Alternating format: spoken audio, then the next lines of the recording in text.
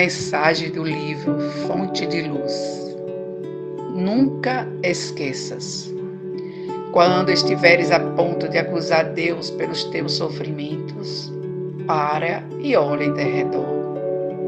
Vê a beleza das flores, as aves do céu e a água que corre estuante no leito do rio. Vê quanta bondade, quanto amor existe naquele que te proporciona admirar a sua obra. Não te deixe enveredar nas malhas da inveja, da ambição. Exercita caridade, humildade e verás a paz retornar ao teu coração amargurado. Não temes em permanecer ociosa. Ergue-te e caminha em direção ao irmão carente, levando a ele a palavra de consolo, de esperança, e te sentirá útil à vida, que continua esperando pacientemente por tua reforma íntima. Não julgues que o irmão menos feliz, ele aguarda o teu concurso fraterno, a fim de manter o equilíbrio e caminhar ao teu lado na senda evolutiva.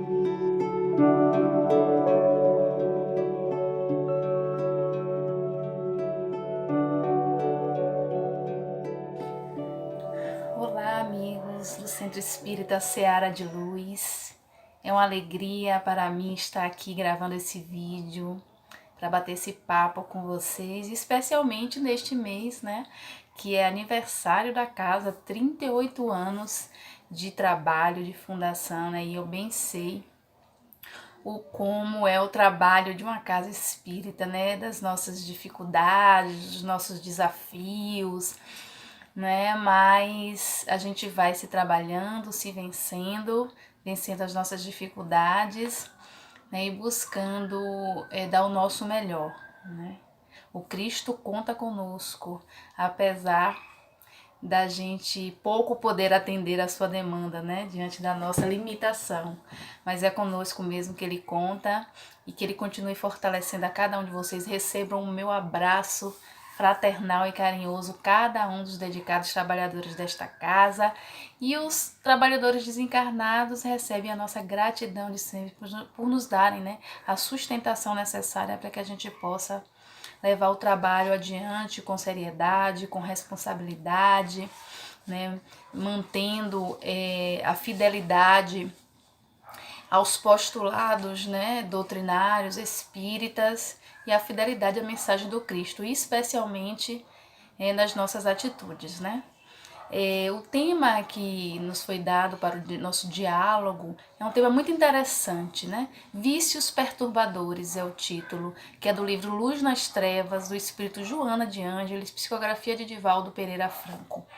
Eu sou suspeita por falar da Dona Joana, que me conhece mais de perto sabe da minha admiração por esse espírito que tem um foco na educação, né, que está sempre nos orientando e buscando nos ajudar no nosso processo de autoiluminação.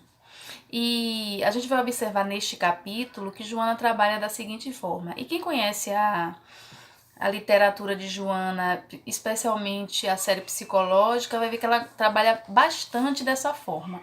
No início do capítulo ela vai discorrer, né, analisar o processo de instalação, a gênese, as consequências, né, dos vícios, e na última parte, na parte final, ela vem com o que eu chamo de a terapêutica, né, o tratamento, o aconselhamento, o direcionamento, para a gente vencer aquela dificuldade sobre a qual ela relatou.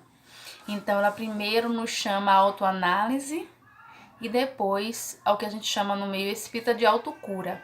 É desse processo da gente usar os recursos à nossa disposição para que nós mesmos promovamos a nossa cura, já que nós mesmos é que instalamos os processos degenerativos na nossa estrutura espiritual, especialmente.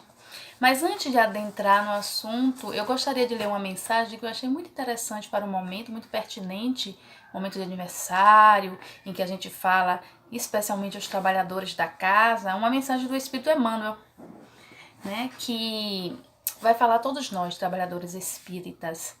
A mensagem é intitulada Que buscais? Essa simples indagação do Senhor aos 2 discípulos que o seguiam é dirigida presentemente a todos os lidadores do Espiritismo diante da boa nova renascente no mundo. Ao obreiro modesto da assistência fraternal, exprime a voz superior a reclamar-lhe os frutos na colheita do bem. Ao colaborador da propaganda doutrinária, representa a interpelação incessante acerca da tarefa de resguardar a pureza dos postulados que consolam e instruem. Ao orientador das assembleias de nossa fé, é a pergunta judiciosa quanto à qualidade do esforço no cumprimento dos deveres que lhe competem. Ao servidor da evangelização infantil, surge a interrogação do Divino Mestre, qual brado de alerta relativamente ao rumo escolhido para a sementeira de luz. Ao portador da responsabilidade mediúnica, inquire Jesus pela aplicação dos talentos que lhe foram confiados. Ao aprendiz incipiente da oficina espírita cristã, constitui adequada sindicância quanto à sinceridade que traz consigo, alertando-o para os deveres justos. A cada criatura que desperta em mais altos níveis da fé raciocinada, soa a interpelação do Senhor como sendo convite às obras em que se afirme a caridade real.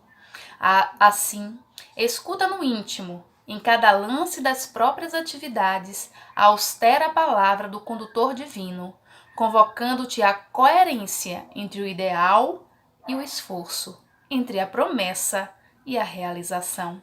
Analisa o que fazes, observa o que dizes, medita em torno de tuas aspirações mais ocultas.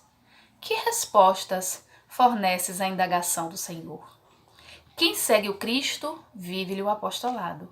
Serve, coopera e caminha avante, sem temor ou vacilação, lembrando-te de que o verbo da verdade incide sobre nós, cada dia perguntando incessantemente: que buscais?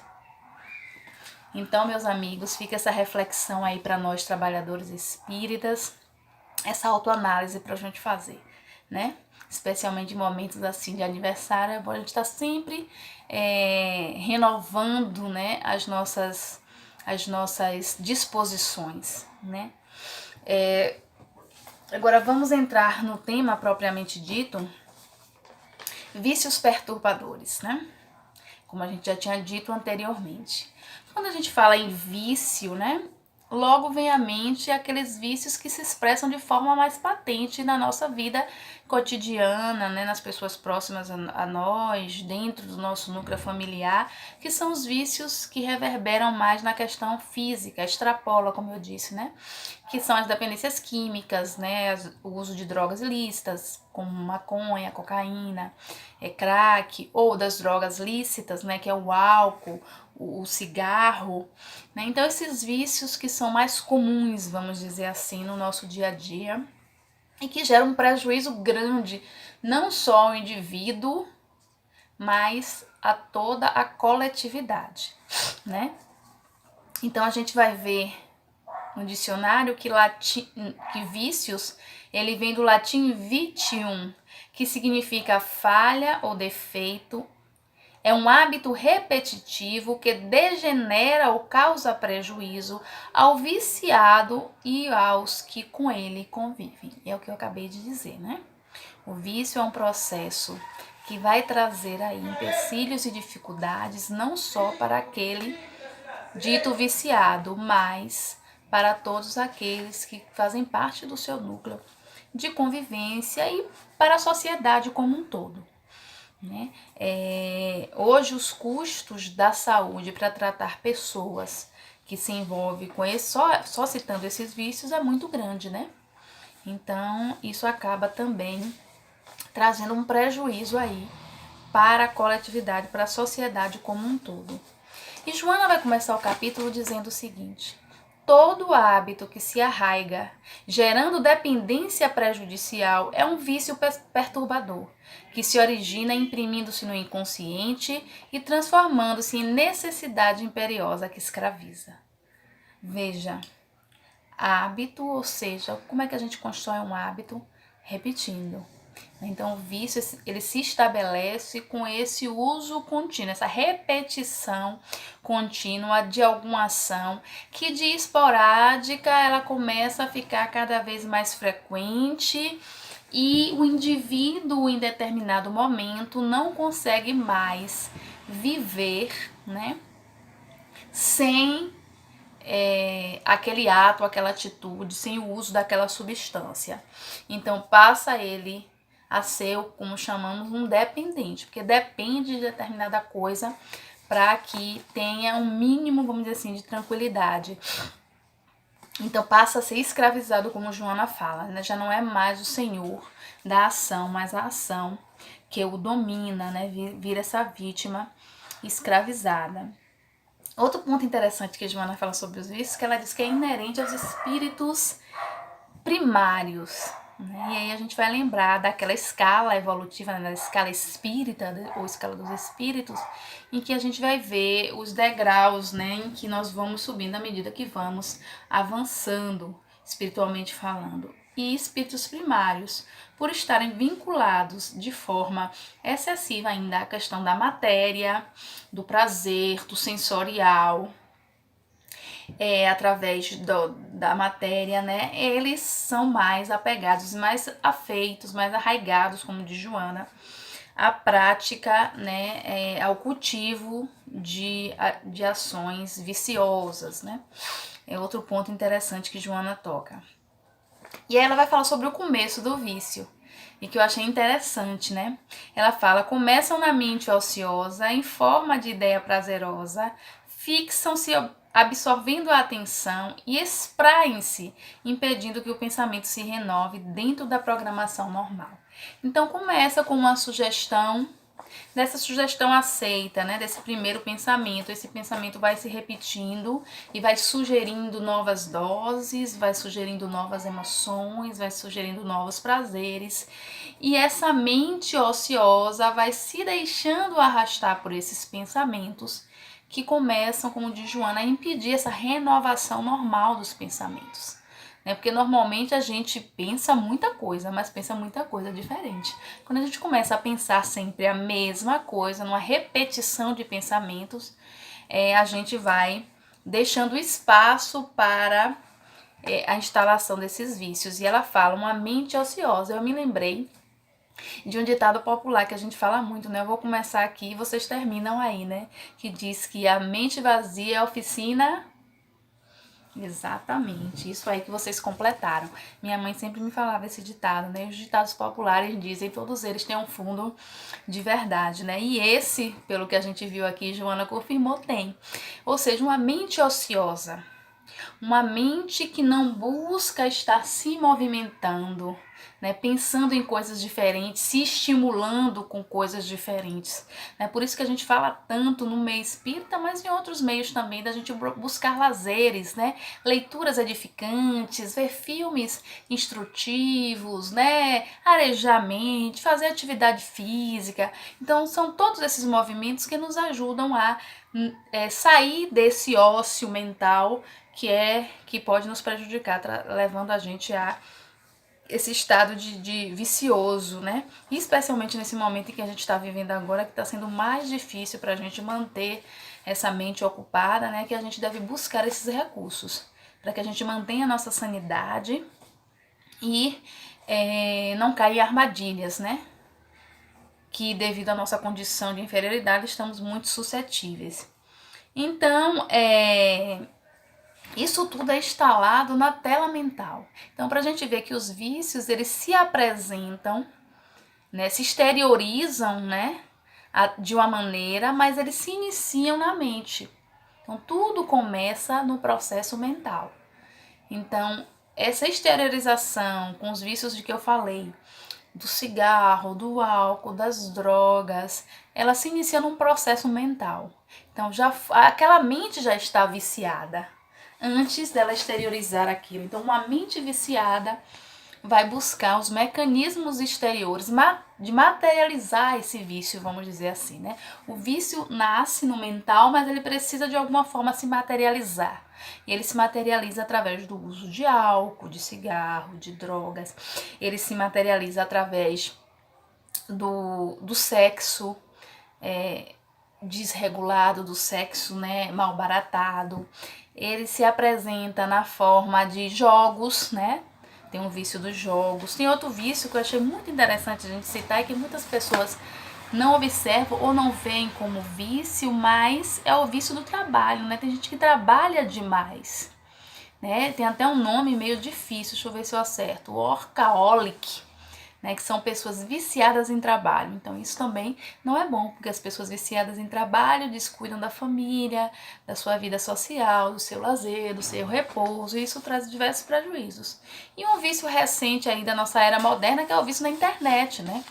Então esse vício já tem, inclusive, já está levando pessoas aos consultórios dos psicólogos, dos psiquiatras para tratamento em diversos lugares do mundo. Então veja que a gama e a variedade de como o vício pode se expressar, se exteriorizar, é de diversas maneiras. Mas, no entanto, o seu início, a sua gênese está lá no campo mental, na tela mental, que começa a reproduzir determinados tipos de sugestões e de atitudes. Então, à medida em que esses pensamentos vão ganhando espaço na nossa mente, né, vão ocupando o espaço da nossa mente, vai sugerindo que a gente vá tendo algumas atitudes que vão se tornando os vícios, né? E esses vícios vão cada vez submetendo mais as pessoas, né, as suas vítimas, a diversas situações, de situações vexatórias, situações, né, humilhantes, degradantes, né, para ele e para a sua família, que também normalmente são os que mais sofrem, junto com aqueles que apresentam essa situação. No entanto, Joana vai nos chamar a atenção, né, que há uma gama, como eu disse, muito variada de vícios.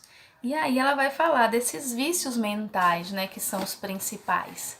Então aí a gente vai ter vários, né, e eles são, como Joana diz, de difícil liberação. Porque quando chega esse estágio de se fixar na mente, para fazer esse trabalho de alterar essa fixação, vai dar bastante trabalho, né, de difícil libertação de Joana de Ângeles. São os vícios mentais, né? E aí isso vai gerar vários distúrbios, que são as apresentações exteriores, como eu disse, os distúrbios de ordem física, de ordem emocional, de ordem psicológica, que vão pedir aí tratamentos médicos adequados, assim como os tratamentos espirituais que são oferecidos pelo braço aí religioso, seja a religião que aquela pessoa esteja vinculada. Então ela vai tratar o lado espiritual na sua denominação religiosa, ou se não tiver nenhuma, não trata, ou vai buscar neste momento de dor, e também no braço da medicina, da psicologia, da psiquiatria. Joana vai falar sobre um ponto muito grave, né, que ela fez questão de pontuar, né, 3 pontos que ela coloca como se fossem as fontes principais dos vícios, dos nossos desvirtuamentos, das nossas viciações. Então ela coloca 3 tópicos como sendo geradores principais desses vícios que nos perturbam a caminhada, né, dificultando a nossa caminhada, atrasando o nosso processo evolutivo, e que infelizmente a gente se compraz nisso, né? Muitas vezes a gente acha prazeroso, né? Às vezes estamos na lama e estamos nadando na lama, né? Achando que estamos muito bem, mas se prejudicando e muito, principalmente quando a gente pensa na vida futura, né? Eu achei uma frase aqui interessante de uma antropóloga norte-americana chamada Margaret Mead, que ela fala o seguinte: a virtude é quando se tem a dor seguida do prazer. O vício é quando se tem o prazer seguido da dor.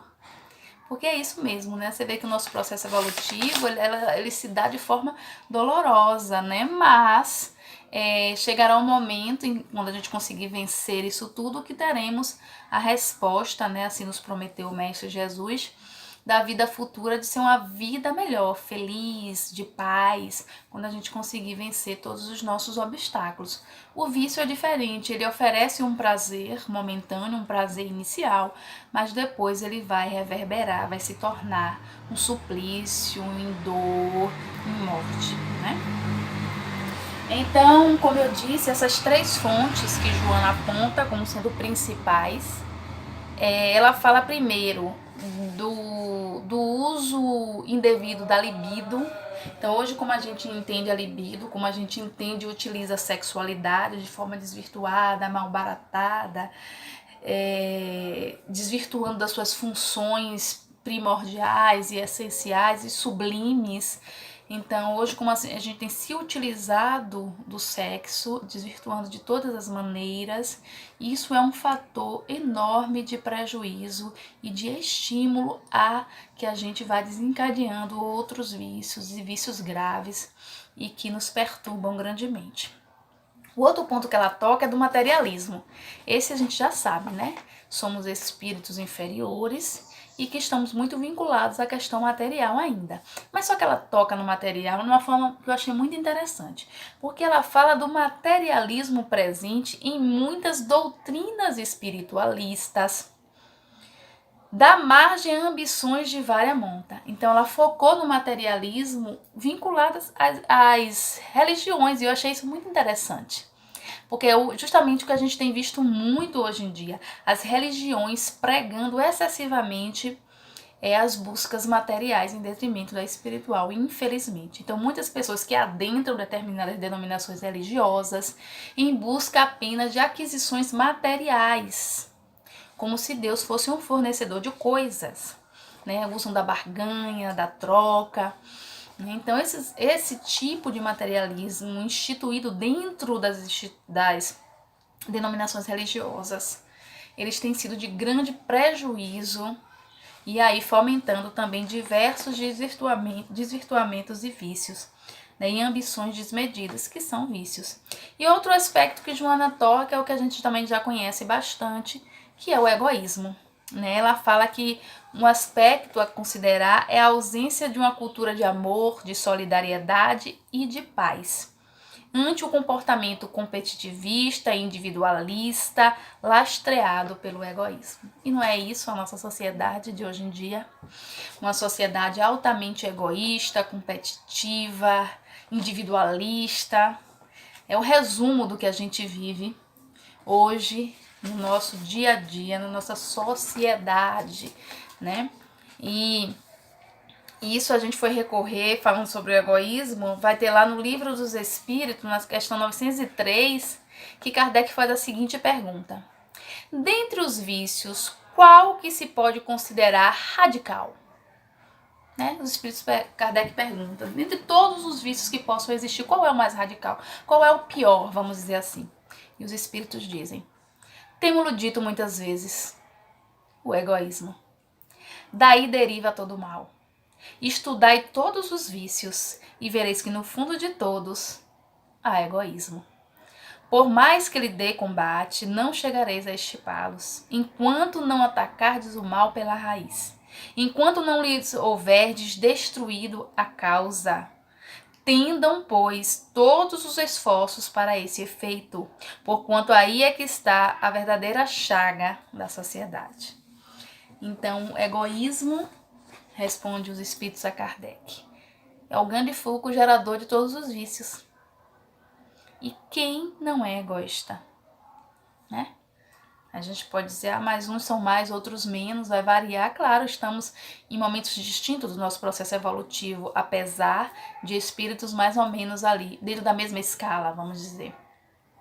Mas o egoísmo ainda é algo que nos impede de avançar, é uma pedra no nosso sapato e que a gente deve buscar se livrar o quanto antes, construindo essa sociedade mais solidária, mais fraterna, que a gente tanto sonha, né? Precisa sair da esfera do sonho e entrar na esfera da ação. Então, Joana fala da necessidade indispensável da gente fazer uma autoanálise, para a gente observar que pontos em nós, né, que quais desses pontos eu posso estar, né, estimulando, desenvolvendo, me observar, quais são as minhas fraquezas, né, quais são os meus calcanhares de Aquiles, em que pontos eu sou mais sensível, em que momentos eu sou mais sensível. Então é indispensável, ela disse, essa autoanálise para que a gente detecte, né, essas possíveis dependências mentais e a gente trabalhe elas da melhor maneira possível.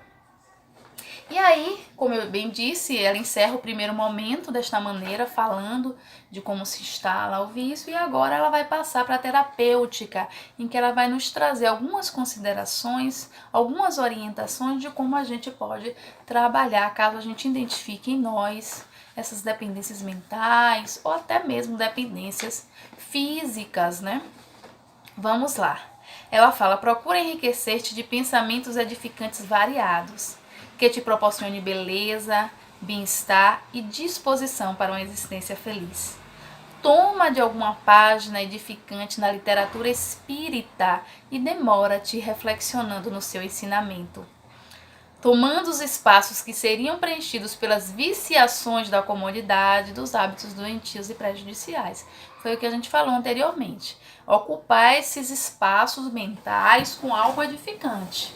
E aí, algo de beleza, de bem-estar, e a gente pode encontrar várias coisas. Tem muita gente que recorre a yoga, a meditação, né? Tem muita gente fazendo trabalhos de respiração. Então, assim, procurar algo pra gente preencher esse tempo que seja benéfico, que seja belo, uma música também que a gente goste, ler, né? Não só literatura espírita, mas outras literaturas que sejam que nos elevem, né? Não coisas deprimentes. Aonde se vai, leva-se o que se pensa, mudando-se de lugar sem alterar o comportamento mental. Então a gente não vai conseguir fugir da nossa mente dos pensamentos que nela estão. A gente pode buscar trabalhá-los e ir substituindo-os, né?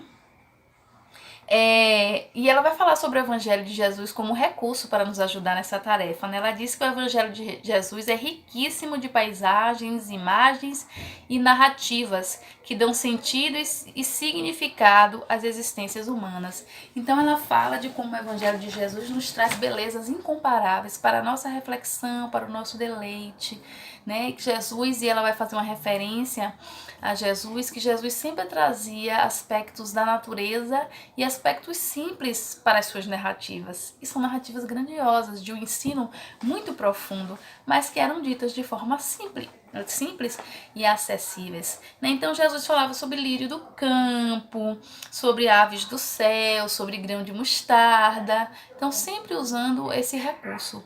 Além dos hábitos simples, Jesus usou moeda para exemplificar e várias coisas do cotidiano daquele povo, para que pudesse trazer eles para o entendimento da mensagem.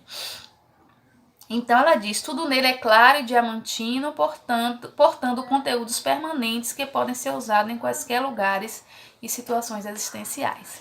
Então em Jesus a gente vai encontrar no Evangelho de Jesus recurso excelente para nos ajudar a vencer os nossos vícios perturbadores, especialmente aqueles fixados na nossa mente. Reflexiona cada dia em torno de alguns dos seus ensinamentos e vício mental algum se instalará no teu pensamento, sempre retido nas inefáveis lições que com ele nos honrou. Nesta época de transtornos de vária denominação, a terapia do Evangelho é a mais valiosa, sem qualquer demérito para os demais, por facultar alegria interior, esperança de plenitude e diretriz para a autoiluminação. Então, o Evangelho de Jesus em todos os tempos, desde que ele aqui esteve, mas hoje, especialmente neste momento que nós estamos atravessando, é indispensável para a gente manter a nossa saúde mental, a nossa saúde emocional, para a gente se manter firme até a gente conseguir vencer este momento. Certo que outros momentos difíceis virão, porque é o nosso enfrentamento, é a nossa necessidade. Mas essa tem sido bastante difícil para todos nós e recorramos a Jesus, não nos esqueçamos de recorrer a Ele. Então, seja qual for o teu vício, liberta-te a partir de hoje, com denodo, coragem e valor. a fim de seres candidato à luz inacessível da paz íntima. Então, vamos nos amar, né? Vamos fazer bem a nós mesmos, vamos nos querer bem, fazer bem a nós mesmos. Então, fazer essa autoanálise, fazer essa busca em se conhecer e se melhorar para o nosso bem.